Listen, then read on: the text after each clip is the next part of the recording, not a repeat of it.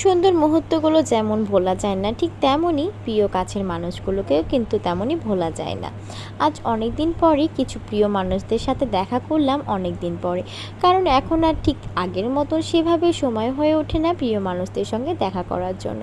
আর যেহেতু সময়টা ছিল একদমই শর্টকাট, যেহেতু হুট করে প্ল্যান করে গেছিলাম, বাসা থেকে বের হয়েছিলাম যে আমার আপুর বাসায় যাব, আর সেখানে যে কিছুটা টাইম স্পেন্ড করে আবারও চলে আসবো, যেহেতু আমি এখন অনেক বেশি ব্যস্ত থাকি। আর গিয়েই দেখি যে খালামুড়ি রান্না শুরু করে দিয়েছে। আমার রান্না করতে দেখতে অনেক বেশি ভালো লাগে, আর রান্না নিজে থেকে করতেও অনেকটাই ভালো লাগে।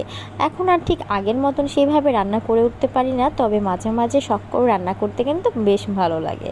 আর খালামুড়ি রান্না করছে দেখে আমি স্পেশালভাবে ভাবলাম যে খালামুড়ির রান্নাটাকে একটু ভিডিও ক্লিক করি, কারণ খালামুড়ির হাতে রান্না অনেক বেশি সুন্দর। যদিও বা আমি শর্ট ভিডিওর মাধ্যমে নিয়েছি, পুরোটা ভিডিওটা ক্লিক করতে পারিনি। আর এদিকে এই তো পাস্তা রেডি হয়ে যাচ্ছে। খালামণি স্পেশালভাবে এখানে গোস্ত দিয়েছে, আর ফ্রেঞ্চ ফ্রাইয়ের মতন করে আলুগুলোকে দিয়েছে, যেন খেতে একটু অন্যরকম পুরা টেস্ট লাগে তার জন্য।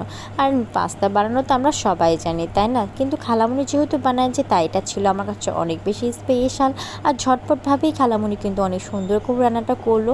আর যেহেতু এখানে গোস্ত দিয়েছে আর ফ্রেঞ্চ ফ্রাইয়ের মতন আলু দিয়েছে, আলুটা কিন্তু আমি ফ্রেঞ্চ ফ্রাইয়ের মতন করে কখনোই এইভাবে ট্রাই করে দেখিনি। ফার্স্ট টাইম আমি খালামণির কাছে এইভাবে মজাদার রান্না করা দেখলাম, আর এটা ছিল খুবই স্পেশালভাবে রান্না করা, আর খেতেও কিন্তু সেই মজা হয়েছে।